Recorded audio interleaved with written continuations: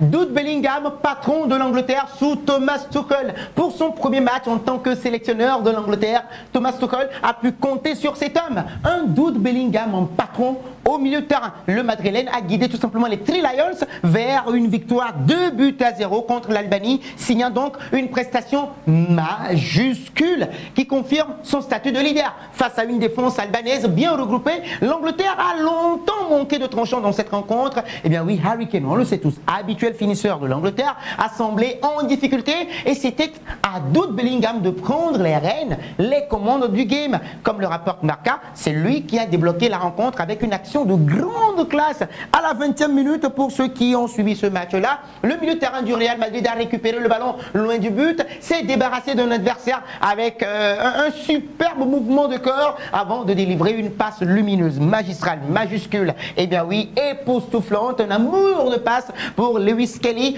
buteur pour sa première sélection avec l'Angleterre. Jude Bellingham, dira-t-on finalement, leader technique et émotionnel. Bellingham ne s'est pas doucement contenté de distribuer bien, de dicter le tempo. Il a multiplié les prises de balles dangereuses, organisant les offensives anglaises avec une autorité assez rare. Il a même failli inscrire un but, mais sa frappe lumineuse, oui lourde, a été repoussée par Strakosha.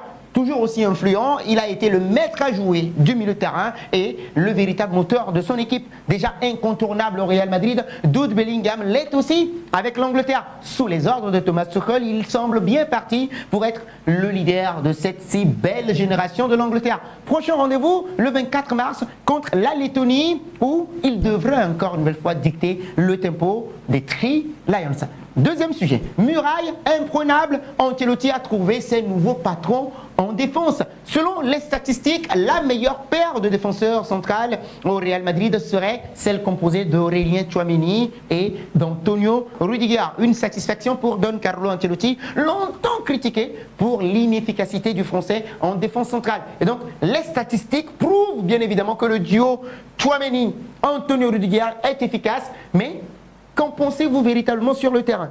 Vous partagez vos avis avec nous dans les commentaires. Et si c'est votre première fois de nous découvrir, n'oubliez surtout pas de vous abonner, de liker, de commenter, de partager pour que la vidéo soit recommandée à d'autres personnes. Nous savons bien évidemment compter sur votre clairvoyance. Alors, selon les informations de Marca, le journal sportif espagnol, Aurélien Tchouaméni a souvent été pointé du doigt. Oui, moi-même j'en fais partie cette saison pour ses prestations assez contrastées. Bon au milieu de terrain, il n'a pas hésité à exprimer son souhait préférentiel d'évoluer devant les défenseurs. Mais quand Carlo Ancelotti a besoin de ses services, il rapplique immédiatement. Et donc les statistiques tournent en sa faveur. Le duo a été aligné à 13 reprises cette saison et s'est offert 10 victoires, 1 nul et 2 défaites. Un ratio de 77% de victoires qui plaît à Don Carlo Ancelotti. Avant la grave blessure des derniers temps, Rudiger et le Brésilien ont disputé 14 matchs ensemble, mais ont obtenu seulement 57% de victoires. Donc la formule